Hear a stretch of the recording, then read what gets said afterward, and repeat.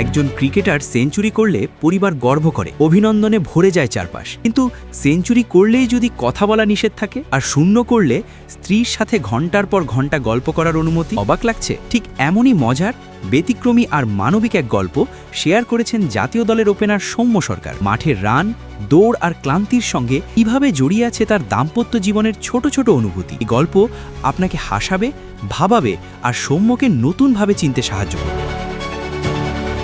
ক্রিকেটারদের জীবন মানেই আলোচনার কেন্দ্রে থাকা, রান করলে বাহবা, ব্যর্থ হলে সমালোচনা। কিন্তু মাঠের বাইরের জীবনে ক্রিকেটাররাও যে একেবারে সাধারণ মানুষ, এই কথাটা অনেক সময় আমরা ভুলে যাই। ঠিক এমনই এক মানবিক, মজার এবং হৃদয় ছোঁয়া গল্প উঠে এসেছে জাতীয় দলের ওপেনার সৌম্য সরকারের মুখে। দেশের কিংবদন্তি ক্রীড়া সাংবাদিক উৎপল শুভ্রকে দেওয়া এক সাক্ষাৎকারে সৌম্য সরকার নিজের স্ত্রীকে নিয়ে এমন কিছু কথা বলেছেন যা শুনে যে কেউ হেসে ফেলবে, আবার ভাববেও।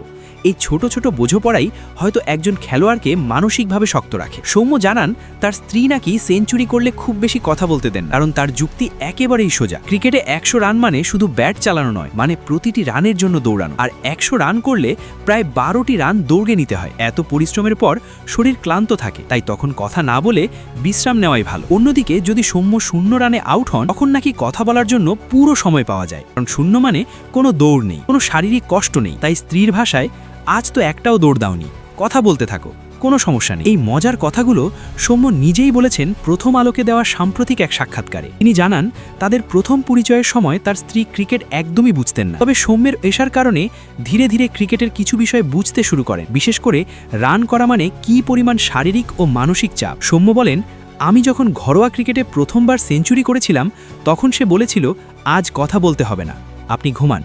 অনেক কষ্ট হয়েছে, অনেক দৌড়াতে হয়েছে। আবার অনেক ম্যাচ পর যখন 0 রানে আউট হলেন, তখন স্ত্রীর মন্তব্য ছিল সম্পূর্ণ উল্টো। শুরুর দিকে ক্রিকেট না বুঝলেও এখন সৌম্যের স্ত্রী ক্রিকেট বোঝেন মূলত সৌম্যের মুড বোঝার জন্য। কখন তিনি ভালো মুডে থাকবেন, কখন খারাপ, সেটা বুঝতেই ক্রিকেট সম্পর্কে জানার চেষ্টা করেছেন তিনি। সৌম্য বলেন, এখন সে ক্রিকেট বোঝে আমার মুড বোঝার জন্য। আরেকটি মজার তথ্যও শেয়ার করেছেন সৌম্য। প্রেম করার সময় থেকেই তার স্ত্রী নাকি তাকে আপনি করে ডাকেন, এখনও সেই অভ্যাস বদলায়নি। এই ছোট্ট বিষয়গুলোই তাদের সম্পর্ককে আলাদা করে তোলে। ক্রিকেট মাঠে সৌম্য সরকার বর্তমানে দারুণ ফর্মে থাকলেও জাতীয় টি-20 দলে এই মুহূর্তে নেই তিনি। তবে বিপিএলকে সামনে রেখে আবারও আলোচনা। 2024 বিপিএলে নোয়াখালী এক্সপ্রেস তাকে সরাসরি দলে নিয়েছে, যদিও এখনও দলের সঙ্গে যোগ দেননি সৌম্য। তিনি নিজেই জানিয়েছেন চট্টগ্রাম পর্ব থেকে নোয়াখালী এক্সপ্রেসের সঙ্গে যুক্ত হবেন। সব মিলিয়ে সৌম্য সরকারের এই গল্প আমাদের মনে করিয়ে দেয়, ক্রিকেট শুধু রান আর রেকর্ডের খেলা নয়, বাইরে আছে পরিবার, সম্পর্ক, হাসি আর বোঝাপড়া।